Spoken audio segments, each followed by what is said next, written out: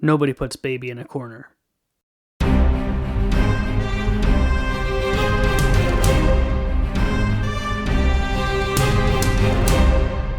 Hello everyone, welcome to episode number 100 of Movies Are Awesome, the show all about starting a blog. My name is Nathan Pottle, and thank you for joining me today, and it's been a while since I've sat down and done a podcast episode, and that is because my wife and I just had our first child, so that has been really exciting. So for about a month, I have not been doing the show. Our baby is actually a month old today as of recording the podcast, and we've kind of gone into a rhythm and a pattern here, so we're at a point where I said, you know what, I can sit down and I can do the podcast once again, and I've missed doing it, so I'm excited to be back, and today is episode number 100, so that's really exciting. I'm looking forward to talking about today's topic. I have a couple of things that I want to talk about really quickly, though. First thing is that today I am trying a new audio editing software, so normally I use Adobe Audition, but due to budget constraints, I'm switching to something else, so I'm trying that out today for the first time, and so if the show sounds a little different or a little bit funny, it's something that I'm figuring out and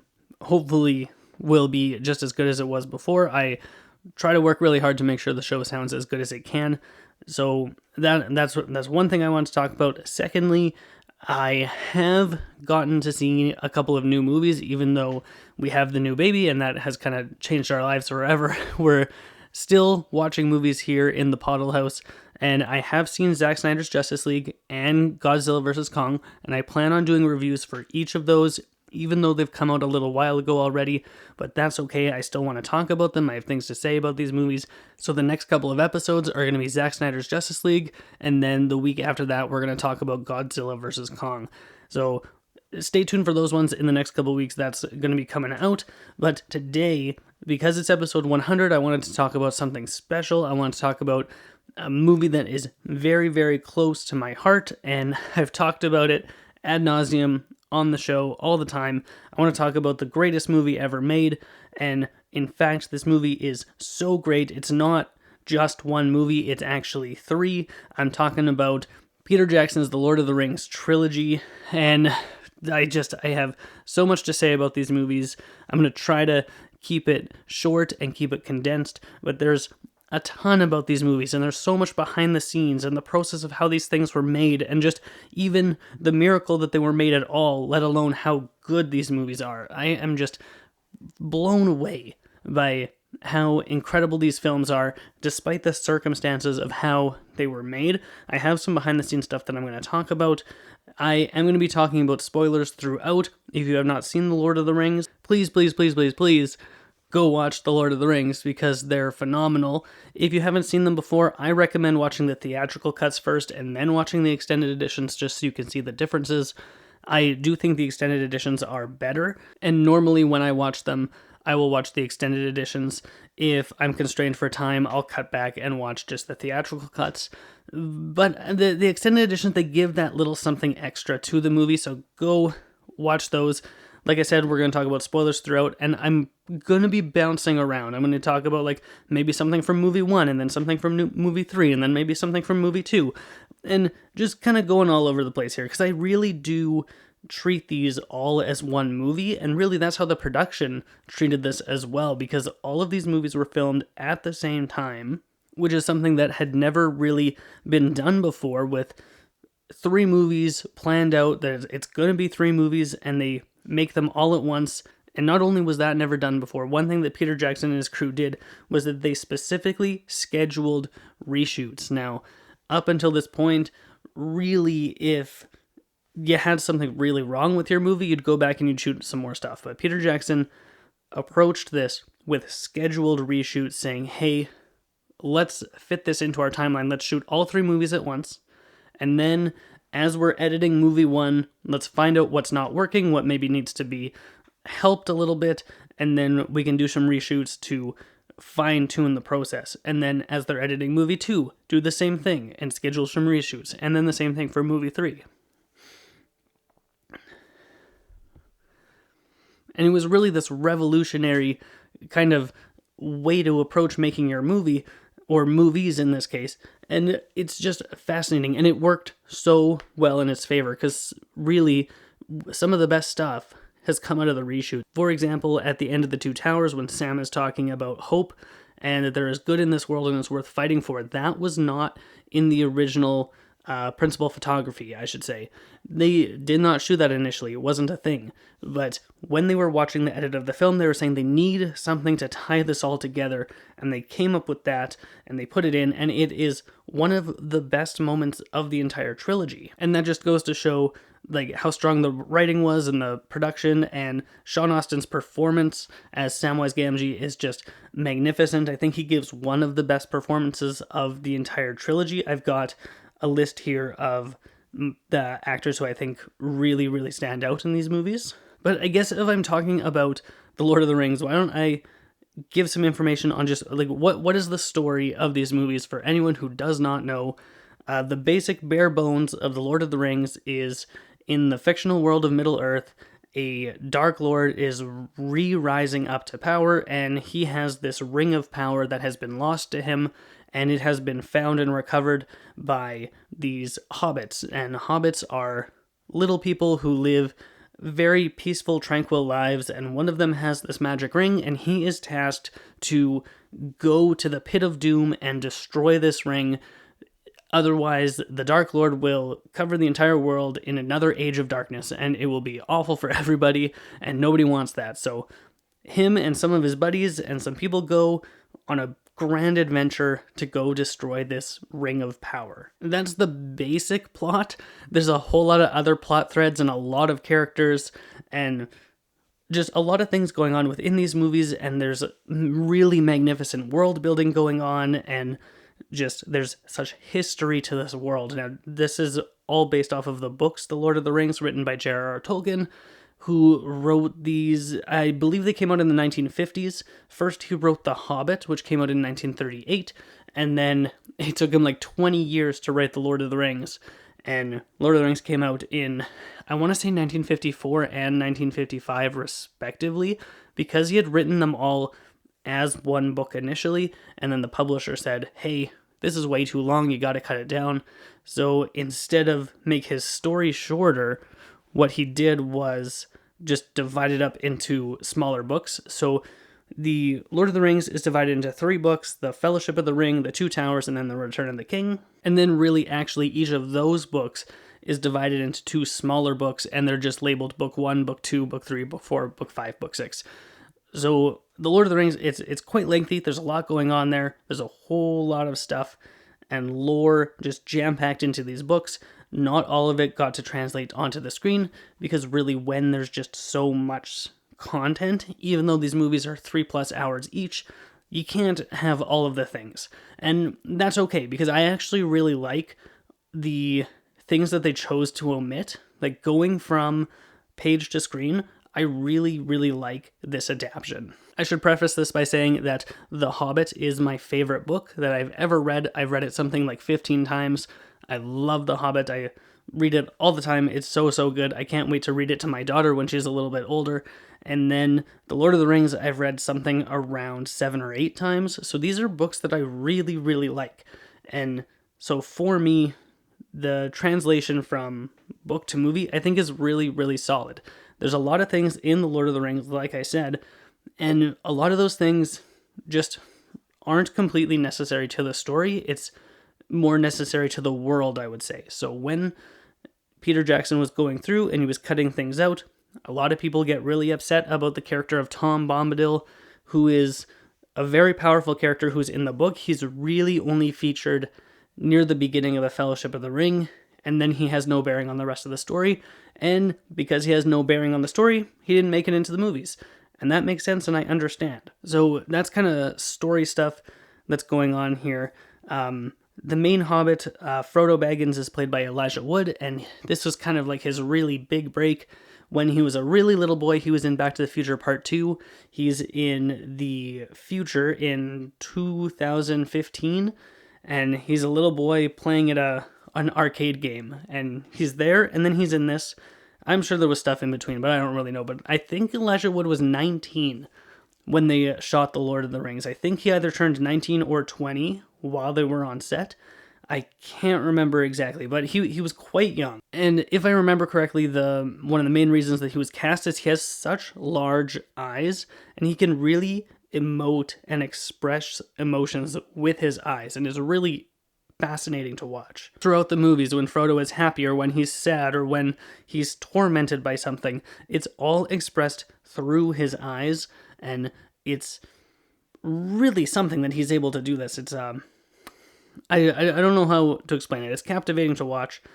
We get a lot of shots of Frodo's eyes because he's just so good at demonstrating this. And while I'm talking about this, why don't I talk about some of my favorite members of the cast anyway? So Elijah Wood, I think he's pretty great.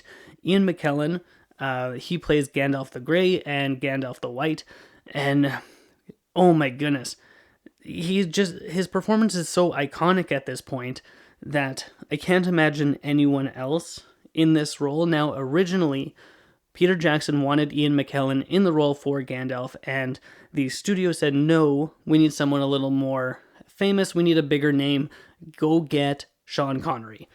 So Peter Jackson was like, well, I don't really want Sean Connery as Gandalf, but the studio was kind of pushing for it, so he said, okay. And he goes to try and get Sean Connery, and they're trying to reach out to his people, and they actually just heard nothing. So trying to reach out to them, they didn't get any kind of response, so he ended up getting Ian McKellen anyway, and thank goodness for that because he's magnificent.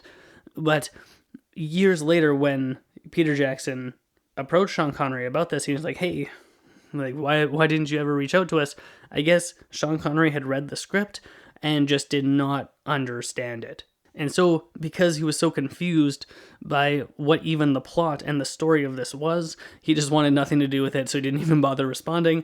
And now we have Ian McKellen as Gandalf, and he really turns out a magnificent performance. Another really great one is Viggo Mortensen, who plays Aragorn, also known as Strider, and he plays this reluctant king, or like he's not a king, he's in line to the throne, but he doesn't really want it, and that's one of the changes from book to movie that I actually really like, is that in the books, Aragorn is completely 100% ready. He's like, yeah, I'm going to be king, it's going to be awesome, I am the guy to lead everybody. And in the movie, they make him a little bit more interesting by having him a little more reluctant to take the throne, and I like that change a lot. It just gives us something to make him a little more relatable to us, because if he was ready to go take the throne, why didn't he go do it a long time ago, right? We needed to see him go through this journey, and the events of the movies put him through the ringer, and then he realizes that, okay,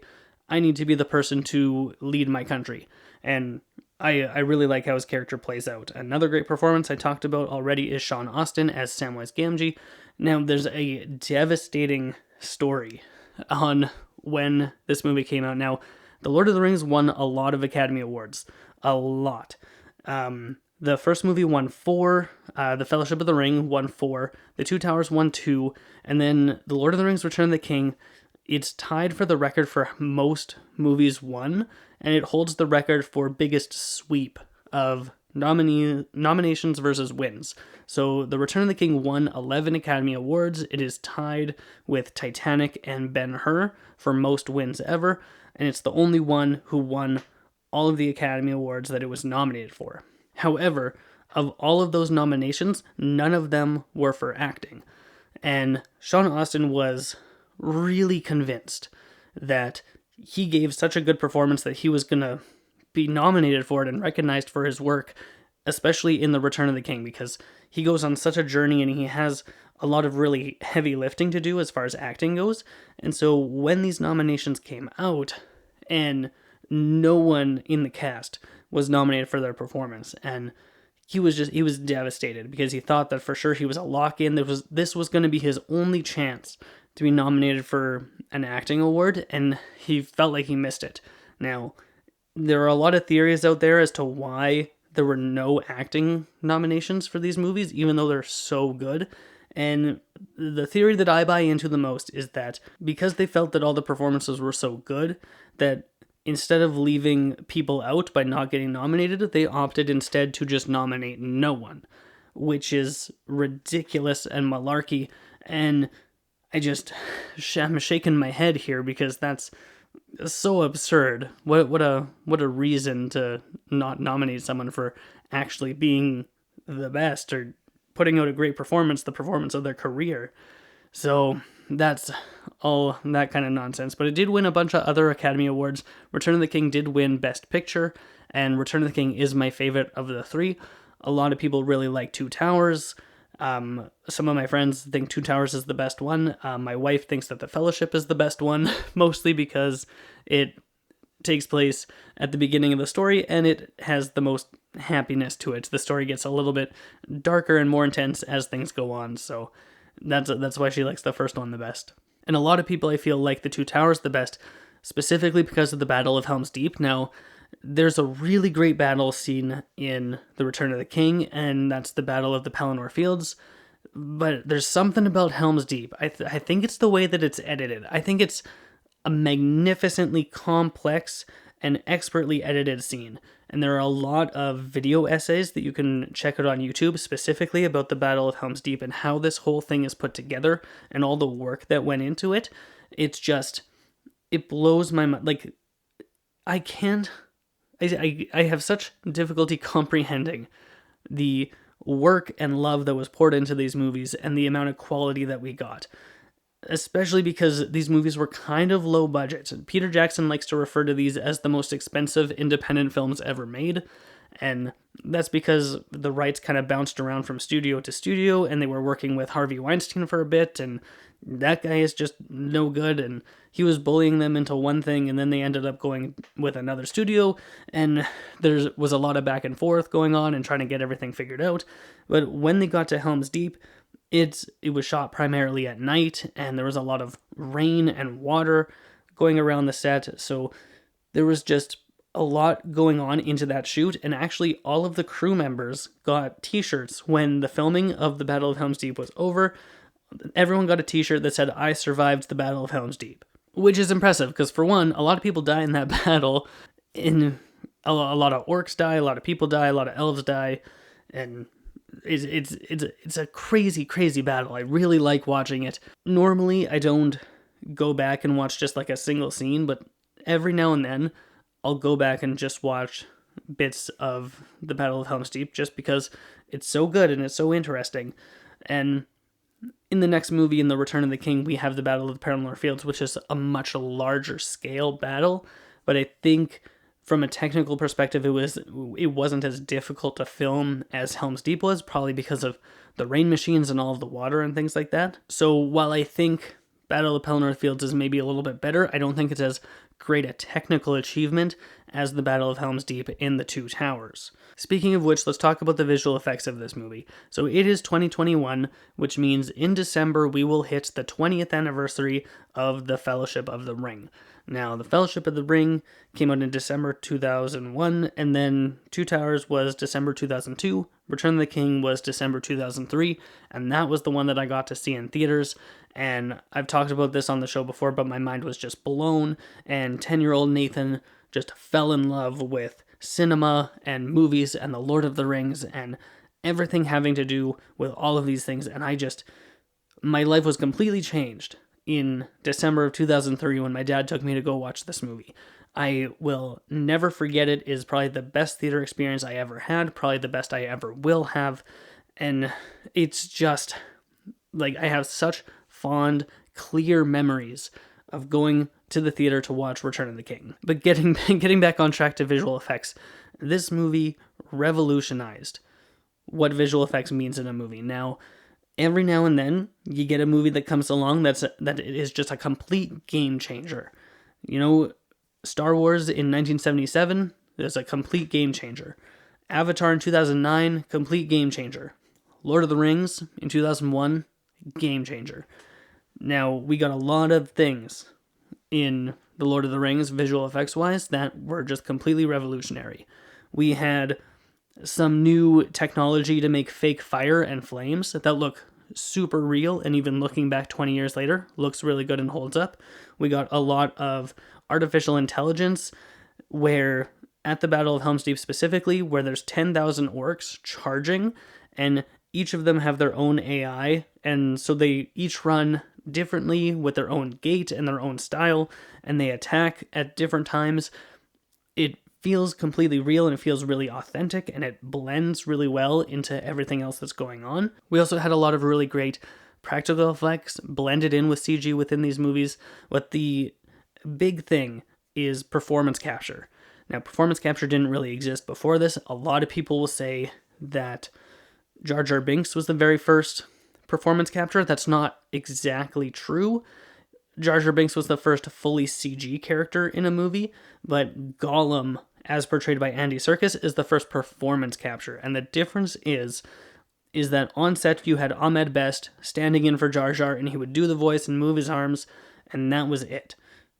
In The Lord of the Rings, you had Gollum, Andy Serkis on set, with the dots all over his face and wearing the skin-tight suit and crawling around, and the computer would pick up the facial expressions, and that's the difference between just a CG character and performance capture. In performance capture, you're actually getting a performance out of the actor, and you're grafting their facial expressions onto the digital character.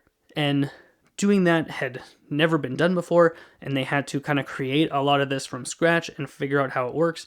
And that's why Andy Serkis is just the king of performance capture at this point. After this, he went on to do King Kong and the new Planet of the Apes movies and Supreme Leader Snoke in The Force Awakens and Rise of Skywalker, The Last Jedi. Really, Andy Serkis just knows exactly what he's doing when it comes to performance capture, and that's why I'm really excited that he's directing the new Venom movie, Venom Let There Be Carnage. It's coming out later this year. I think it was recently pushed back again, because what isn't being pushed back at this point, but that's a whole other thing. We're not talking about that today. We're talking about The Lord of the Rings, and I feel like I've been talking for a while already, and I haven't even gotten into like a lot of the stuff in my notes. I just have so much to say about these movies. But yeah, the performance capture and the creation of this, it was all thanks to Weta Workshop and Weta Studios.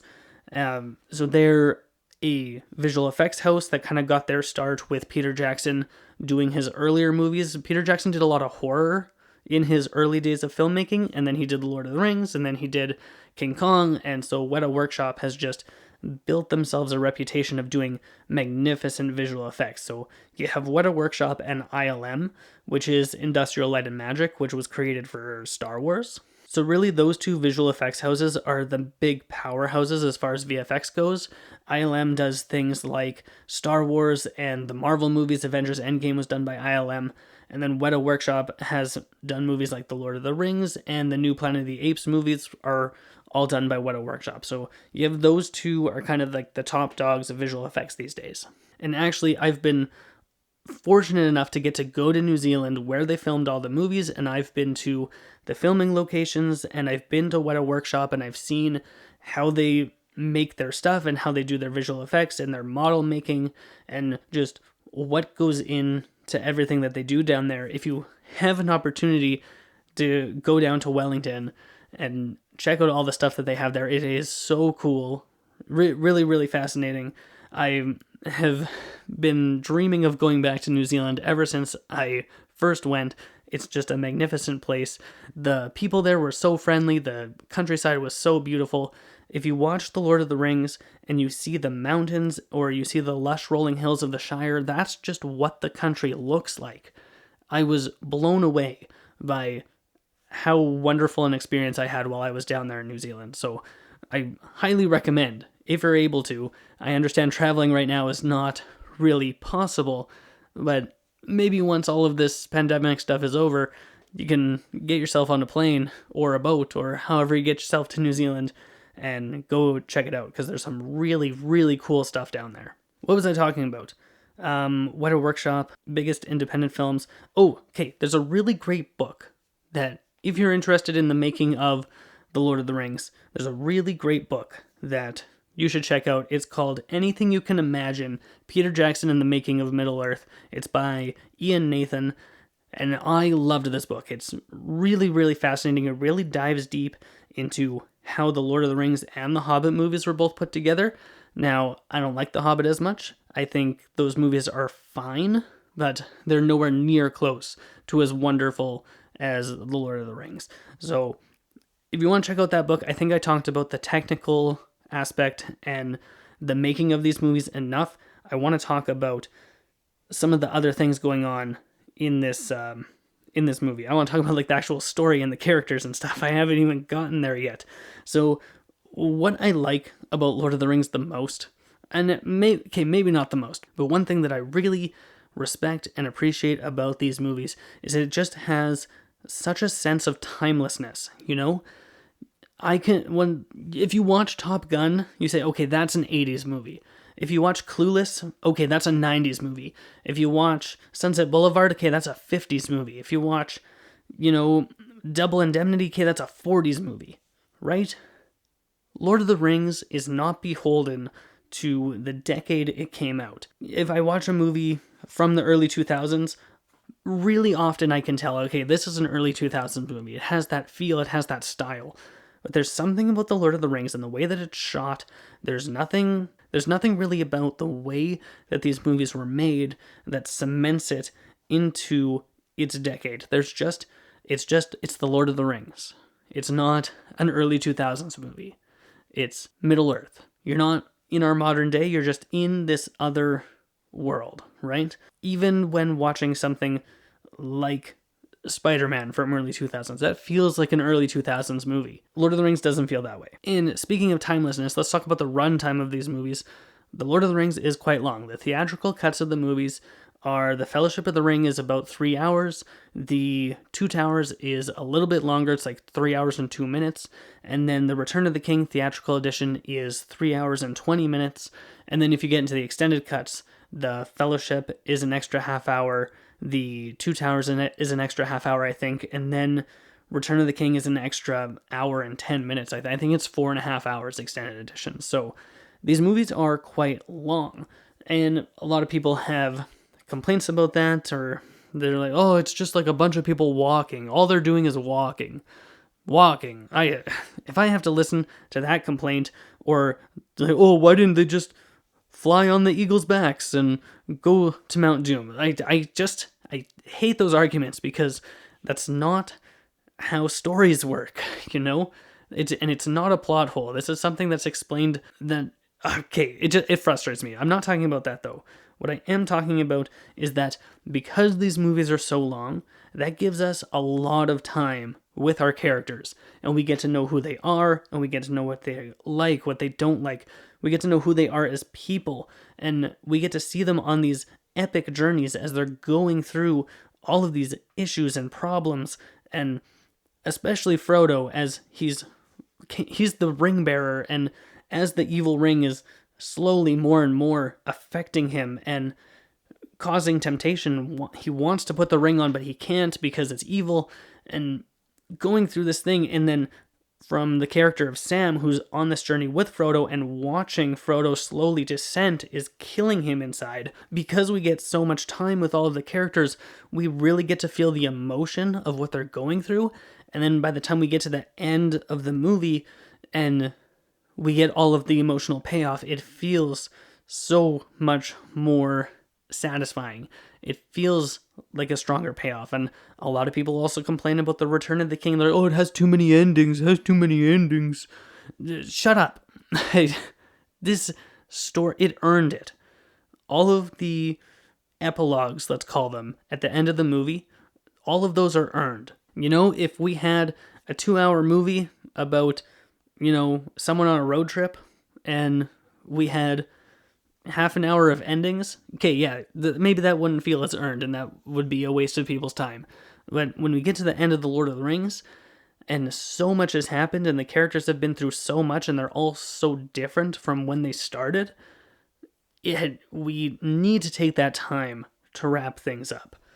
And I will not apologize that it takes half an hour for the movie to end. Especially because I love most of those endings. When I watched the end of The Return of the King, and Aragorn gets crowned as King of Gondor, and he's going around, and everyone is bowing to him, and he gets to the hobbits, and the hobbits bow to the king, and he goes, my friends, you bow to no one. And the king bows to the hobbits, and then everyone bows to the hobbits, and that gets me every single time.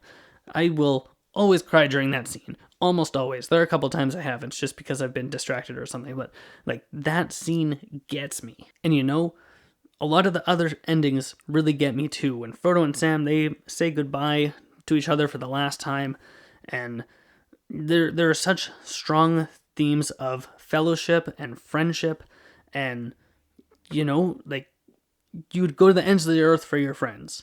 And I think we don't see themes like that a lot anymore, where like, these characters love each other, but it's not a romantic love. And I think a lot of people like to try and twist it into thinking that it is this romantic, unspoken, forbidden love between Sam and Frodo, but that's not it at all.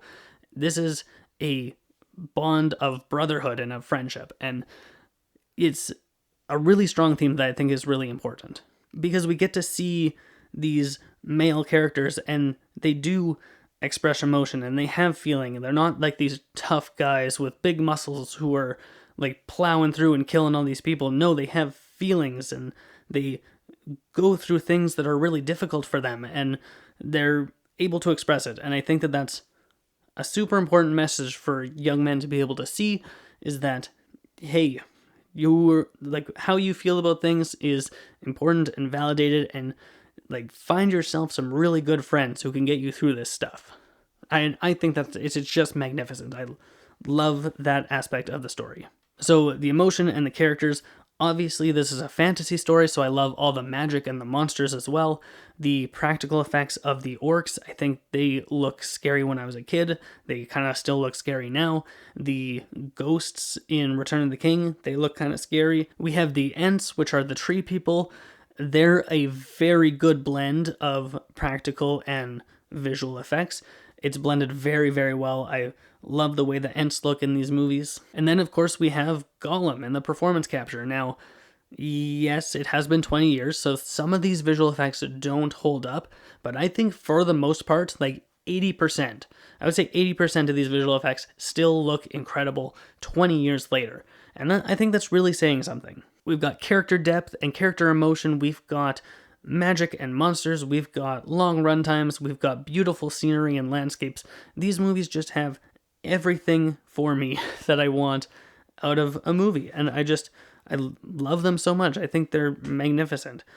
One other thing about these movies is I haven't seen any movie that has the scale and the scope of what these films are able to accomplish. It just feels like such a big world. When you're in Middle Earth, you feel like there's a million places and a million different things going on, and the world building is done just so that you know there's a history to this place. There's something else going on, and there's a way that things are the way they are, and even though you might not know what they are, you know that someone does. And that history is there, and it feels real, and it feels earned. There's no other movie I've seen that has done world building so well, or has done scale and scope and just an epic sense to their movies as much as this has. There are a couple movies that are fine, like Avengers Endgame. It feels pretty epic in scale, but to me it doesn't compare to Lord of the Rings.